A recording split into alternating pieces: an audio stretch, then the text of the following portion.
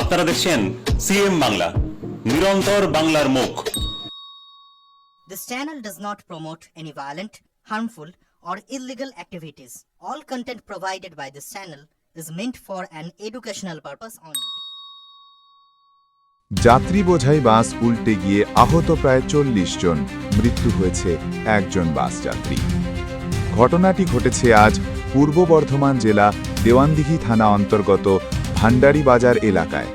প্রত্যক্ষদর্শীরা জানান, বাসটি দ্রুত গতিতে যাওয়ার সময় বেসরকারি যাত্রী বোঝাই বাস নিয়ন্ত্রণ হারিয়ে প্রথমে ধাক্কা মারে একটি ইলেকট্রিক পোলে, তারপর একটি কালভার্টে ধাক্কা মেরে রাস্তার ওপরই বাসটি উল্টে যায়। দুর্ঘটনাটি ঘটে সোমবার দুপুরে বর্ধমান নবদ্বীপ রাজ্য সড়কের ভান্ডরডিহিতে।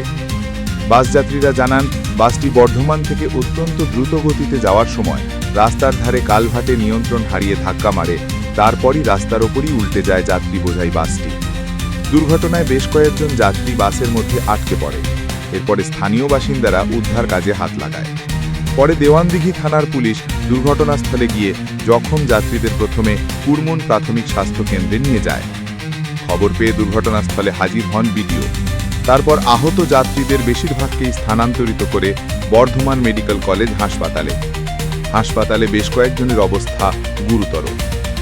নবদ্বীপ শ্রীরামপুরের বাসিন্দা বাসযাত্রী আকবর শেখ বলেন, বাসটি বর্ধমান থেকে ছাড়ার পরেই প্রচণ্ড গতিতে যাচ্ছিল। বাসের চালক নিয়ন্ত্রণ হারিয়েই কালভার্টে ধাক্কা মারে, চালকের ভুলেই দুর্ঘটনা ঘটে।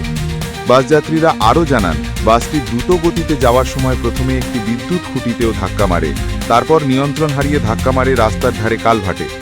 দুর্ঘটনার খবর পেয়ে পৌঁছান বর্ধমান ১ নম্বর ব্লকের বিডিও রজনীশ কুমার যাদব।